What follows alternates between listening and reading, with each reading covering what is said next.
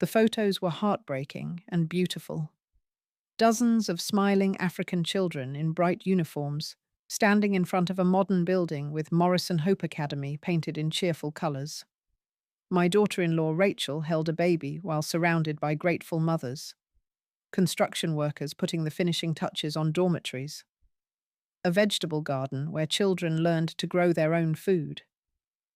For 10 years, I'd been looking at these photos, sending $20,000 every month to support the orphanage Rachel had built in Kenya. At 74, knowing my money was transforming lives gave me more joy than any luxury could. "Look, Mother Morrison," Rachel would say during her visits, scrolling through her phone. "Little James just started secondary school. He's the one you sponsored specially, remember? He wants to be a doctor like Christopher." Christopher, my son, would beam with pride. His wife wasn't just beautiful and charming, she was a humanitarian. While he saved lives in the operating room, she saved futures in Africa. The call that changed everything came from an unexpected source, my credit card company. "Mrs. Morrison, we're calling about unusual activity on your account. There's been a $50,000 charge to something called Safari Dreams Luxury Tours. Is this authorized?" "I haven't authorized any tourism charges," I said, confused. "The charge originated in Nairobi, Kenya, the same city where you make regular transfers to the Morrison Hope Foundation." My blood went cold. "Can you tell me more about Safari Dreams?" "It's a high-end tourism company specializing in luxury safaris, five-star accommodations, private jets. Very exclusive." After hanging up, I sat in my kitchen, staring at the latest orphanage newsletter Rachel had sent. Something felt wrong. Why would a luxury tour charge appear in the same city where the orphanage supposedly operated? I called my nephew Marcus, who worked for the State Department and had been stationed in Nairobi 3 years ago. "Aunt Helen, what a surprise! How are you?" "Marcus, I need to ask you something. Have you ever heard of the Morrison Hope Academy in Nairobi?" Silence. Then, "Aunt Helen, where did you hear that name?" "Rachel built an orphanage there. I've been funding it for 10 years. "Aunt Helen, I need to tell you something. When I was stationed there, you asked me to visit the orphanage, remember? I tried. I searched everywhere. There is no Morrison Hope Academy in Nairobi. There's no record of it anywhere in Kenya." The room started spinning. "But the photos, the children." I didn't want to say anything without proof, but I always suspected something was wrong. "Can you forward me those photos? I have a friend who specializes in digital forensics." With shaking hands, I sent him every photo Rachel had ever shown me, every newsletter, every financial report from the Morrison Hope Foundation. While waiting for Marcus to respond, I did something I should have done years ago. I Googled Morrison Hope Academy Nairobi.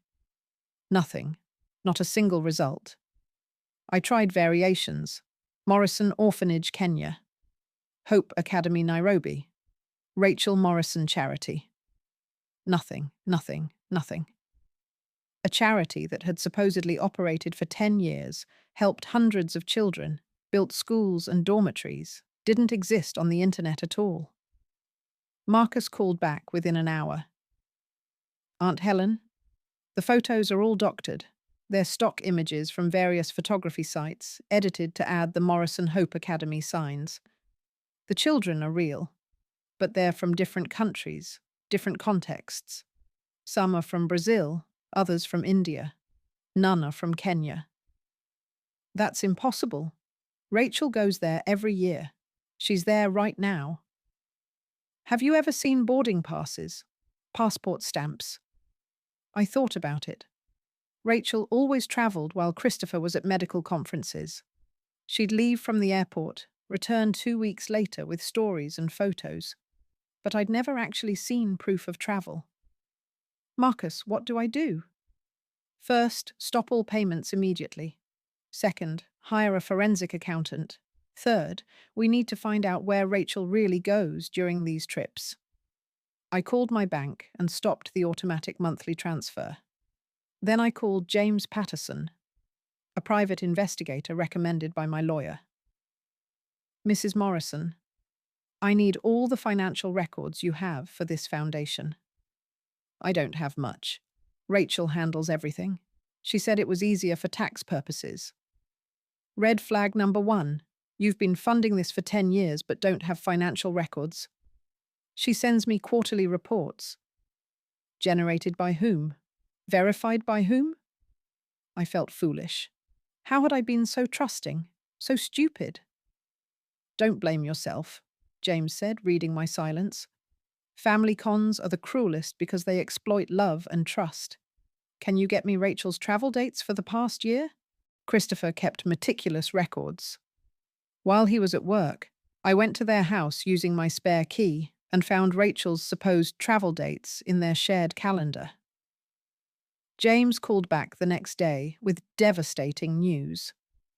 Mrs. Morrison, during Rachel's Kenya trips, she was actually in luxury resorts, Maldives, Bora Bora, Monaco. She travels with someone named Derek Mitchell. Who's Derek Mitchell? According to my research, he's her business partner in several ventures, and possibly more than that. More? They share hotel rooms, Mrs. Morrison, king bed, couples massages, romantic dinners. I felt sick. My son's wife was not only stealing from me, but cheating on him. There's more, James continued. The Morrison Hope Foundation is registered as a 501c3 charity. You get tax deductions for your donations. But the foundation has never filed proper reports with the IRS. That makes this tax fraud on top of everything else. How much have I given her? Based on $20,000 monthly for 10 years, plus special donations, approximately $2.6 million. I spent 3 days gathering evidence before confronting anyone. James Patterson, the investigator, was thorough. He found Derek Mitchell's social media accounts, full of photos from the exact resorts where Rachel had stayed during her orphanage visits. In several photos, you could see Rachel in the background, though Derek had tried to crop her out. But the most damaging discovery came from an unexpected source. Rachel's younger sister, Maria, whom I'd only met twice at family gatherings. Maria called me after I'd left her a voicemail saying it was urgent. Mrs. Morrison, I've been waiting for this call for years, she said immediately. You found out about the orphanage, didn't you? You knew? Rachel's been running charity scams since college. She had a fake tsunami relief fund, a fake animal shelter, even a fake cancer treatment fundraiser for a roommate who didn't exist. Our parents disowned her 5 years ago when they discovered she'd stolen their retirement savings for a supposed school in Guatemala. Why didn't anyone tell Christopher? We tried. Rachel told him we were jealous of her success, that our family was toxic and trying to sabotage her happiness. She cut us off completely, and Christopher believed her. Do you have proof of the previous scams? Everything. Police reports, court documents, even recordings. Our parents wanted to prosecute, but Rachel disappeared for 2 years. When she resurfaced, she was married to your son. Maria sent me a file that painted a picture of a serial con artist. Rachel Mendez, her real name, had been running fake charities for 15 years. The Morrison Hope Academy was just her longest and most profitable scam. Armed with this evidence, I drove to Christopher and Rachel's house. She was supposed to be in Kenya for another week, but James had confirmed she was actually at a resort in Fiji with Derek. I used my key and began searching her home office. What I found was both impressive and horrifying. Rachel had created an entire fictional universe for the Morrison Hope Academy. Detailed spreadsheets of fake children with birthdays, grades, and progress reports. A website, password protected, which is why it never appeared in searches, with hundreds of doctored photos. Even fake correspondence from grateful parents and government officials. In her filing cabinet, I found the real financial records. The $2.6 million I'd donated had been split. 60% went to funding Rachel and Derek's luxury lifestyle, 30% was invested in real estate under Derek's name, and 10% was used to maintain the illusion, creating fake documents, commissioning photoshopped images, and paying for the website. There was also a succession plan document that chilled me. Rachel had been planning to fake a tragedy at the orphanage, a fire that would destroy everything and kill several children. She would then ask me for emergency funds to rebuild, probably another million or two, before eventually closing the charity due to trauma and moving on to her next mark. I photographed everything, then found something that broke my heart. Christopher's journal. He'd written about his pride in Rachel's work, how it made him feel their marriage had meaning beyond material success. He'd even been considering leaving his practice to join her in Kenya, to work as a volunteer doctor at the orphanage. My phone rang. It was Christopher. "Mum, I'm trying to reach Rachel, but her phone's off. The orphanage should have their new medical supplies by now, and I wanted to confirm delivery." "Christopher, come to your house. Right now." "What's wrong? Is Rachel okay?" "Just come. Alone." He arrived in 20 minutes, still in his scrubs. The look on his face when he saw the evidence spread across his dining room table was something I'll never forget. Confusion, then disbelief, then a dawning horror. This can't be real. Marcus confirmed there's no orphanage in Nairobi. James Patterson confirmed Rachel's been vacationing in luxury resorts during her supposed charity trips. With another man. Christopher picked up a photo of Rachel and Derek on a yacht, toasting champagne.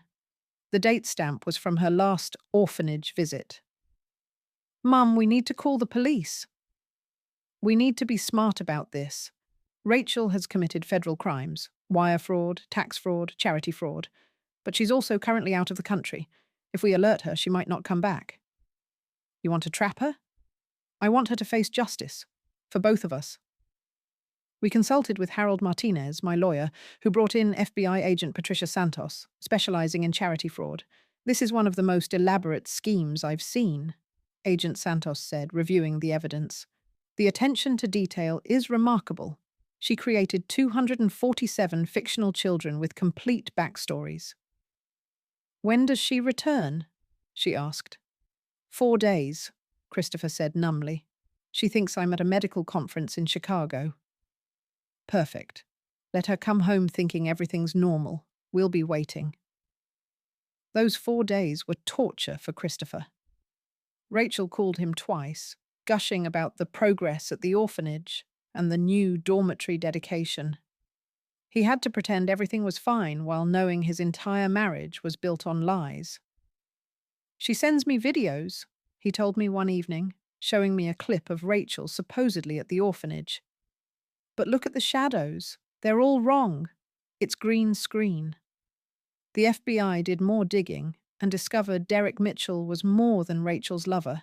He was her partner in multiple frauds across 3 states. They had 5 fake charities running simultaneously, bilking elderly donors out of millions. "Your mother was their biggest score," Agent Santos told us. "But there are 17 other victims we've identified so far." Rachel returned on a Thursday afternoon, taking a taxi from the airport because Christopher was supposedly in Chicago. The FBI agents were already in position. I was in my car outside, unable to stay away despite being told to. Through the wire Agent Santos wore, I heard Rachel enter her house, humming, then confusion in her voice. "Why are all my files out? Christopher." "Hello, Mrs. Morrison," Agent Santos said. "Or should I say Miss Mendez? Who are you? What are you doing in my house?" "I'm Agent Santos, FBI. You're under arrest for wire fraud, charity fraud, tax evasion, and operating a fraudulent organization across state lines." "This is insane. I run a legitimate charity. Call my husband." "Your husband is the one who called us," Christopher said, entering the room. The silence that followed was deafening. Then Rachel's voice, different now, harder. You have no proof. We have 10 years of proof, Agent Santos replied, including your real financial records, your correspondence with Derek Mitchell, and the testimony of your previous victims. Previous victims? Christopher asked. Your wife has been running this scam since she was 19. The Morrison Hope Academy is her 7th fake charity. The FBI found everything within hours of Rachel's arrest. Hidden bank accounts in the Cayman Islands with $4.7 million.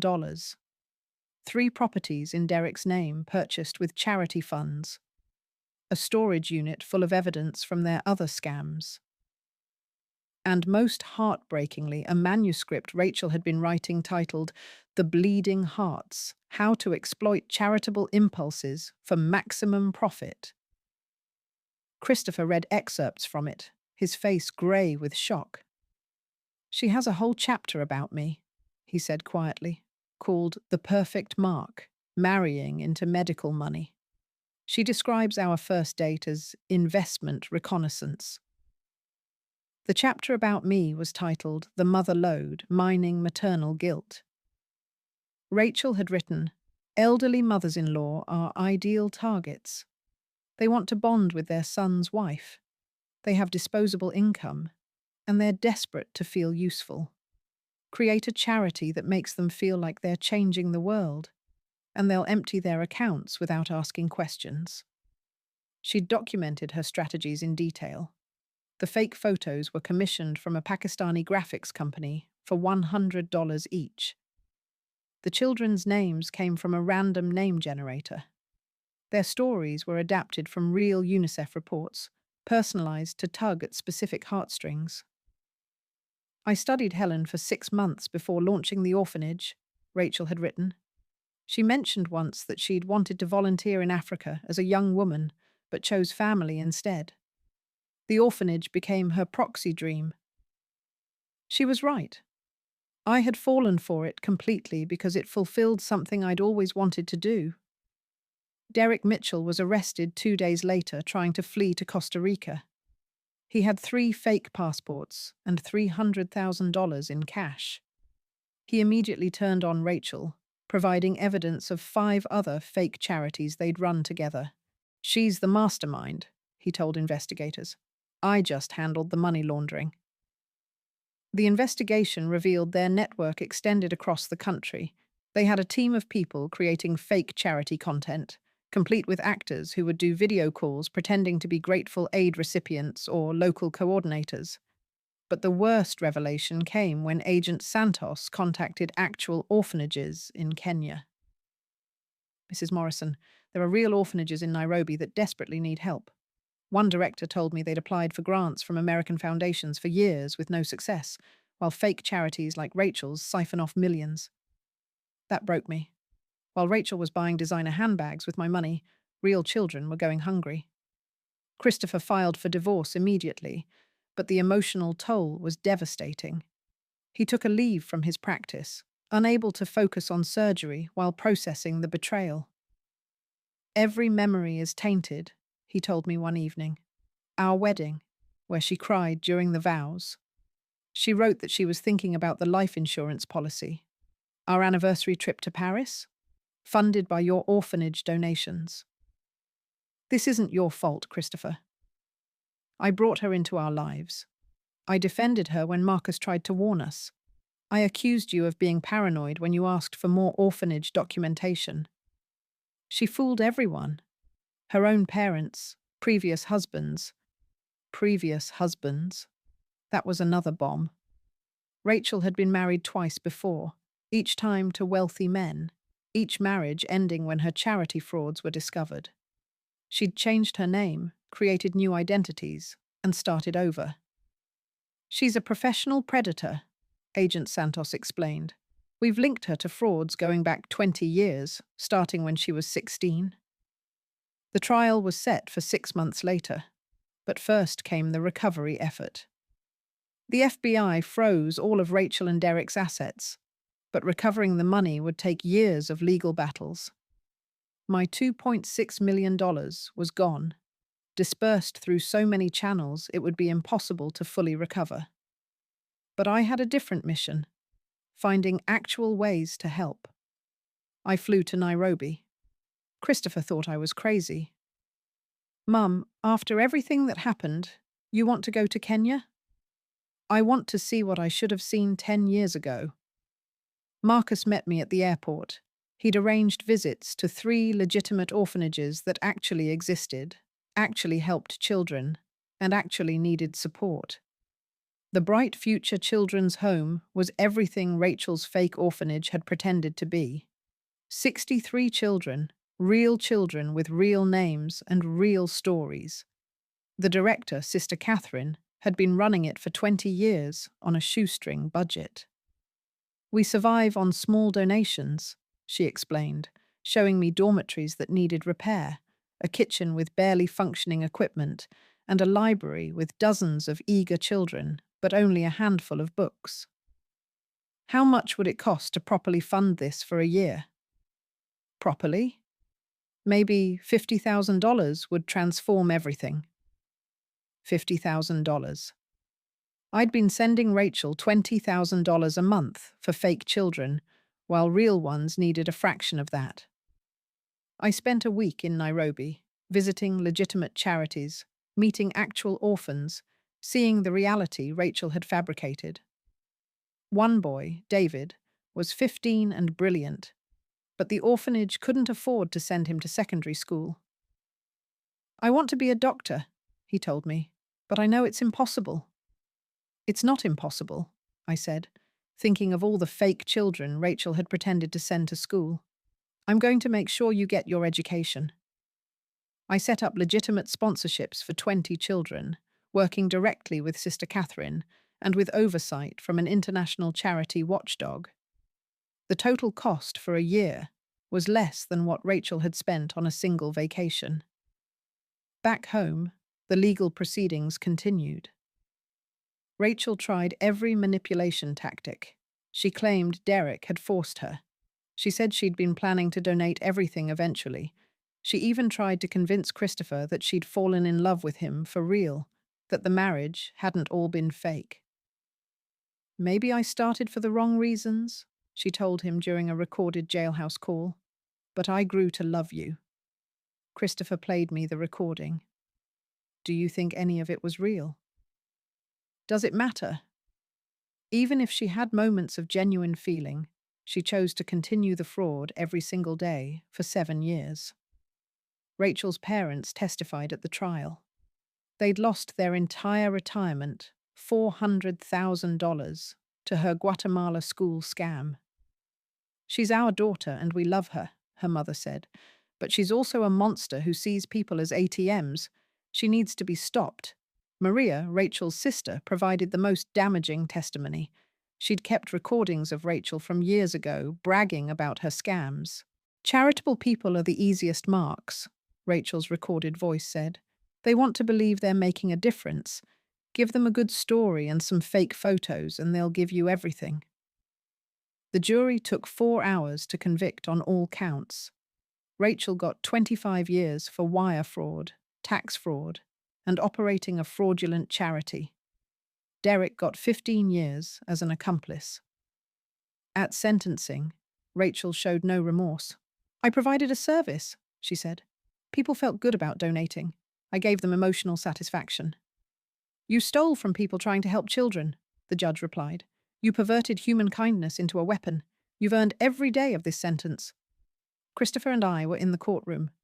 As they led Rachel away, she looked at us one last time and smiled. Not with regret or apology, but with something like pride. She'd played her game well, and even getting caught hadn't broken her spirit. That smile haunted Christopher for months. A year later, I returned to Kenya with Christopher. He'd decided to spend a month volunteering at the real orphanage, doing medical checkups and minor procedures for children who'd never seen a doctor. Watching him work with those children, seeing the joy on their faces, the gratitude of Sister Catherine. This was what we'd thought we were supporting all along. David, the the boy who wanted to be a doctor, was thriving in secondary school. He showed Christopher his grades, straight A's. "Mrs. Morrison sponsors my education," he told Christopher proudly. "She's changing my life." "That's what we thought we were doing all along," Christopher said quietly. "But now you really are," David replied. "That's what matters." On our last day, Sister Catherine showed us a new dormitory under construction, funded by my donations. "We're calling it the Morrison Hope Building," she said. "Real hope, not the fake kind." Christopher broke down crying. After all the lies, all the manipulation, here was something real and good rising from the ashes of Rachel's deception. The epilogue to this story is bittersweet. I recovered about $500,000 of my stolen money through civil suits. Christopher found love again, with a pediatrician who volunteers with Doctors Without Borders. He had her thoroughly investigated first, a process she understood and supported. Rachel still sends letters from prison, not apologies, but business proposals for when she gets out. We burn them unread. The Morrison Hope Academy never existed. But the Morrison Hope Building in Nairobi is real. It houses 30 children who are getting education, medical care, and genuine love. Sometimes the worst betrayals lead to the best revelations. I thought I was helping children for 10 years. It was all a lie. But that lie led me to actually help real children who needed it. Rachel stole $2.6 million from me. But she also, inadvertently, taught me the importance of verification, the danger of blind trust, and the difference between feeling good about charity and actually doing good. My name is Helen Morrison. I'm 77 now. My daughter-in-law ran a fake orphanage for 10 years, stealing millions while I thought I was saving children. She's in federal prison. The real orphanage I now support has sent 3 children to university. The children Rachel invented never existed. But David is about to start medical school, funded by the money I would have sent to fiction but now send to fact. That's the only revenge that matters, turning a beautiful lie into an actual beautiful truth.